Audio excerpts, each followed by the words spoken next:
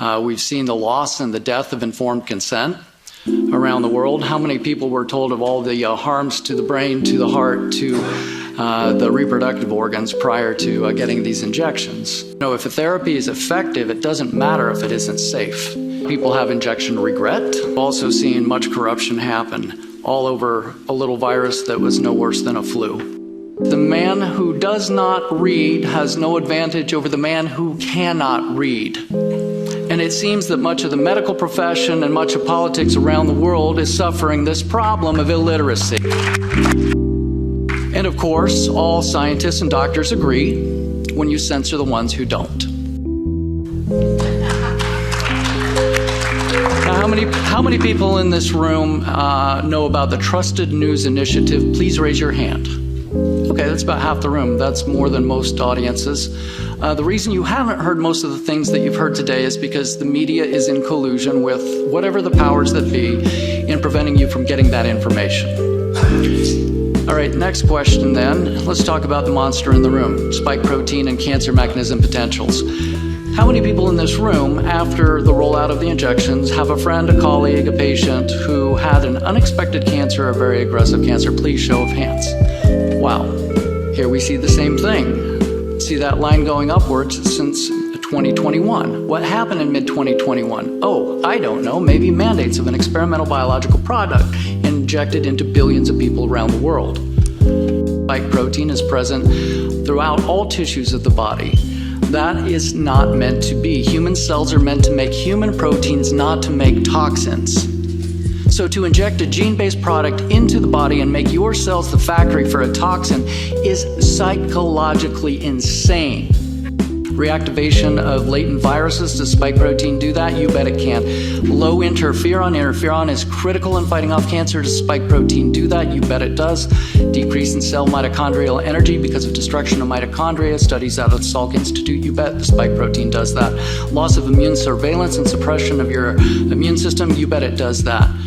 Fragmented microRNAs from impure vials, you bet. Hormonal dysregulation, you bet. Toll-like receptor alterations that are necessary for keeping cancer in check. Does the spike protein do that? You bet it does. Is there an SV40 cancer virus promoter region within the Pfizer vials? Yes, there is. Does the spike protein bind to the p53 family of genes? Yes, it does. The p53 is the guardian of your genome, and if that becomes dysregulated, guess what can happen? Cancer pathways ensue. It also binds to the BRCA gene, which is responsible for breast and ovarian cancer. That these cell cultures are making a protein that's supposed to weigh 141 kilodaltons. That's what the spike weighs. Yet they're making something that weighs 190 and 100. They're making other proteins other than the spike protein. Are these carcinogenic? Maybe. It's wiping out macrophage lines, natural killer cell lines, T cell lines, suppressing normal function of the immune system. What about the nanoparticles? Well, on the nanoparticles from Pfizer, from Moderna, from AstraZeneca, there's a warning. This product is not for human or veterinary use. These lipid nanoparticles on the chemical manufacturer safety data sheets clearly state these nanoparticles are not for human or veterinary use. Yet 5 billion people have them in their bodies now. So warning to Europe and to the world, we have a potentially severe social and economic widespread impact if these cancer trends continue. This isn't just about a handful of people dying from cancer. This is a societal warning that this can have grave social and economic impact on many nations. What do we need to do?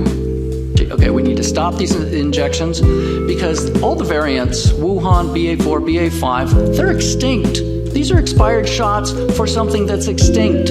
These injections can never keep up with what's out there because of the nature of coronavirus families.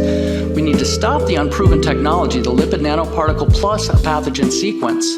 This is dangerous, not proven. We don't have 10 years of safety data for this platform, this technology, yet $500 million plants are being built in Kenya, in Canada, in the UK, in Australia for mRNA technology. For a technology that's not proven and is known to be dangerous. We need to demand here in the EU and all nations of the world that the databases be opened up immediately. We need to acknowledge and compensate and help those that have been injured by these injections. And I will conclude very simply, there are two ways to be fooled. One is to believe what isn't true, The other is to refuse to believe what is true. Thank you very much.